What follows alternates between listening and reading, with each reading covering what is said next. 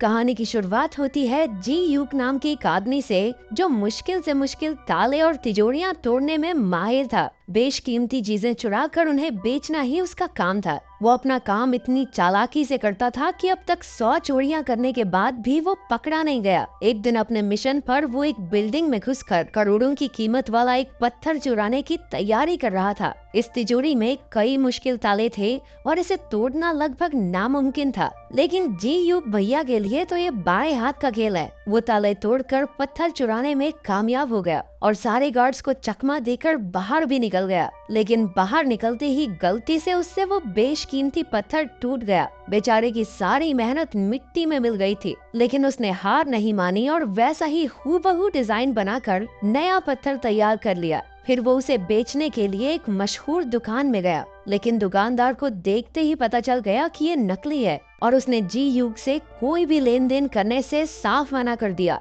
लेकिन जी यूक भी जानता था कि ये दुकानदार आम तौर पर तो नकली चीजें बेचता है और इसलिए उसने पुलिस के सामने दुकानदार की पोल खोलने की धमकी दे दी। हार कर दुकानदार को वो पत्थर लेना ही पड़ा। जी यूक का बेस्ट फ्रेंड गोइन भी उसका पार्टनर था। उसकी खासियत थी कि वो मामूली सी चीजों में भी विस्फोटक फिट कर लेता था। इस चोरी के बाद जी यूक ने नकली नोट छापने का फैसला किया। उसने हूबहू नोट तैयार कर लिए, लेकिन उन पर शराब डालते ही अक्षर मिट जाते थे। जब बात नहीं बनी तो उन दोनों ने हीरो की एक दुकान लूटने का फैसला किया, जिसमें लगभग 3 करोड़ का माल था। लेकिन ये काम इतना आसान नहीं था, क्योंकि दुकान में चारों ओर सीसीटीवी कैमरा लगे थे। कैमरास को हैक करने के लिए उन्हें एक जबरदस्त हैकर की जरूरत थी। तो इस काम में उनका हैकर होगा जैंग बे। उसके बारे में अफवाह थी कि एक बार उसने पैसों के बदले अपने ही साथियों की मुखबरी पुलिस को कर दी थी, लेकिन फिर भी जीयूक और गोइन ने उस पर भरोसा करके उसे अपने साथ शामिल कर लिया। इसके बाद जीयूक की दोस्ती यूना नाम की एक लड़की से हो गई, जो ऐसी कीमती चीजों की एक्सपर्ट थी।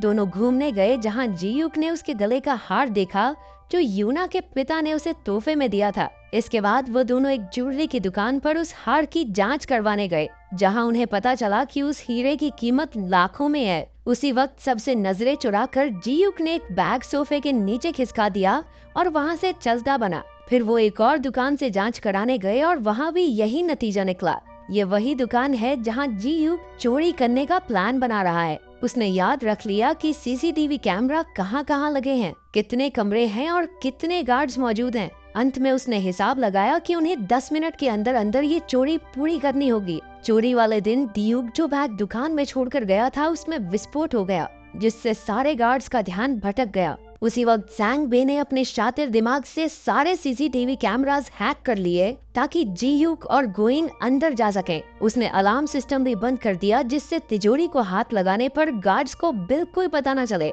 लेकिन जितना टाइम उन्होंने सोचा था, गार्ड्स तो उससे पहले ही लौट आए और गोइन ने उनकी गाड़ी का शीशा तोड़कर उनका ध्यान भटकाए रखा। उधर जीयूक तिजोरी से सारे हीरे चुरा कर फरार हो गया। बाद में तीनों ने मिलकर जमकर जश्न मनाया। अगले दिन हीरो के मालिक चो को चोरी की खबर मिली तो वो आग बबूला हो गया, लेकिन वो इन चोरों की काबिलियत से इम्प्रेस भी हो गया था कि इतनी कड़ी सिक्योरिटी में से भी हीरो पर हाथ साफ कर गए। चो असल में एक करोड़पति बिजनेसमैन और एक गैंगस्टर था, जिसने न जाने कितने लोगों का खून किया था। वो खुद भी एक बड़ी चोरी की तैयारी कर रहा था और इसलिए उसे ऐसे ही शातिर चोरों की तलाश थी। उसने कई किडनैपर्स और ताला तोड़ने वालों को टेस्ट किया, लेकिन कोई भी उसके काम के लायक नहीं था। लेकिन अब वो समझ गया था कि जिन चोरों ने इस चोरी को अंजाम दिया है, वो उसके काम में बिल्कुल सही बैठेंगे। इसलिए उसने अपने सारे आदमियों को इन चोरों को ढूंढने में लगा दिया। अगले कुछ दिनों तक उसके आदमियों ने हर हीरे की दुकान पर नजर रखी और जल्द ही उन्हें जीयूक और उसके ठिकाने का पता चल गया। चो ने उन तीनों से मुलाकात की और अपनी चोरी में हिस्सेदार बनाने के लिए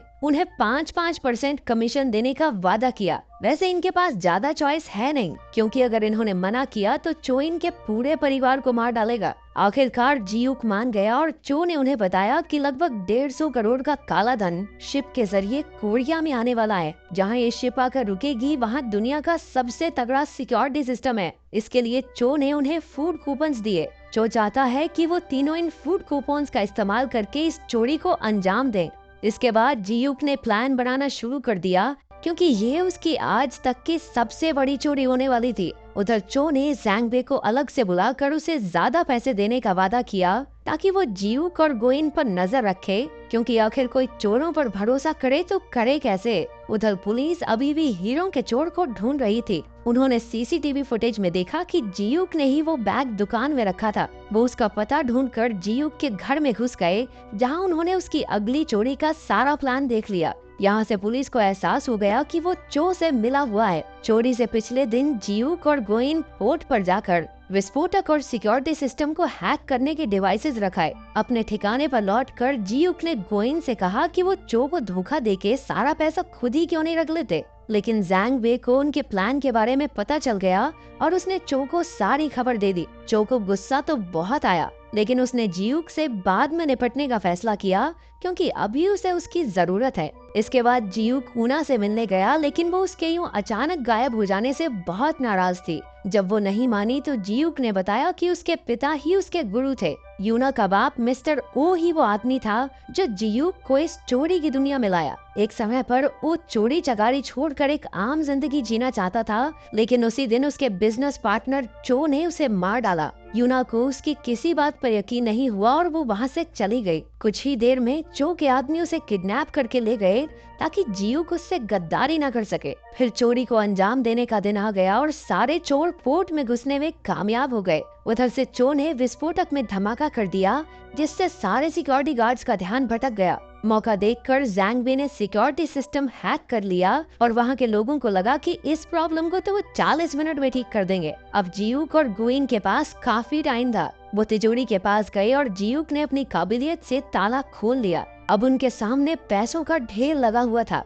बिना समय गवाए उन्होंने अपने ट्रक में पैसे भरने शुरू कर दिए और बदले में चो के दिए फूड कूपन्स रख दिए। धमाके की खबर सुनते ही पुलिस वहां आ पहुंची और उन्होंने पोर्ट को चारों ओर से घेर लिया, जिस वजह से जियूक अपने साथियों के साथ बाहर नहीं निकल पाया। उधर चो ने आकर जियूक पर बंदूक तान दी, क्योंकि उसे जियूक की गद्दारी का पता चल गया था। चो ने यूना का हाथ दिखाकर कहा कि वो उसके कब्जे में है। उसकी जान बचाने के लिए जियूक ने अपने आप को पुलिस के हवाले कर दिया, लेकिन पकड़े जाने से पहले ही वो पानी में कूद गया और पीछे से पुलिस वाले उस पर गोलियां दागने लगे। उनमें से एक गोली उसे लग भी गई। उसके हाथ में जो बॉम्ब था वो भी फट गया, यानी कि ये साफ था कि वो मर चुका है। जब गोइन को इसका पता चला तो वो अपने दोस्त को खोकर बहुत दुखी हुआ, लेकिन जैंग बे खुश था क्योंकि अब उसे जियूक के हिस्से के पैसे भी मिल जाएंगे। तभी उन दोनों में बहस छिड़ गई और जैंग बे ने चाकू से गोइन का खून कर दिया। आखिरकार पैसों से भरा ट्रक चो के यहाँ पहुँचा, लेकिन उसके अंदर सिर्फ फूड कूपन्स भरे देखकर उनके पैरों तले जमीन खिसक गई। उसे कुछ समझ नहीं आ रहा था कि तभी जियूक का कॉल आया, जो एकदम ठीक था। अब सारे पत्ते खुलने लगते हैं कि असल में शुरुआत से जो जो हुआ वो सब जियूक के प्लान का ही एक हिस्सा था। जियूक चो से मिस्टर ऊ की मौत का बदला लेना चाहता था। सबसे पहले उसने जो नकली पत्थर बेचा उसमें एक माइक्रोफोन फिट कर दिया, क्योंकि वो जानता था कि चो वहां अक्सर खरीदारी करने आता था। उसके प्लान के मुताबिक बिल्कुल वैसा ही हुआ और चो ने वो पत्थर खरीद लिया। उसकी बातें सुनकर जियूक को पता चला कि चो एक शातिर चोर की तलाश में है, तो उसने जानबूझकर हीरे चुराए ताकि वो चो की नजरों में आ सके। पूरा टाइम चो को लगता रहा कि वो जियूक को ढूंढ रहा है, लेकिन जियूक खुद ही उसके लिए सबूत छोड़ रहा था। जैंग बे भी जियूक का ही साथी था और वो बस चो के साथ होने की एक्टिंग कर रहा था। जियूक को पकड़ने आई पुलिस भी फर्जी थी, और तो और उसे लगने वाली गोली भी नकली थी। बेसिकली वो चो को चू बना के भाग गया। उधर पुलिस ने मरने का नाटक कर रहे गोइन को भी बचा लिया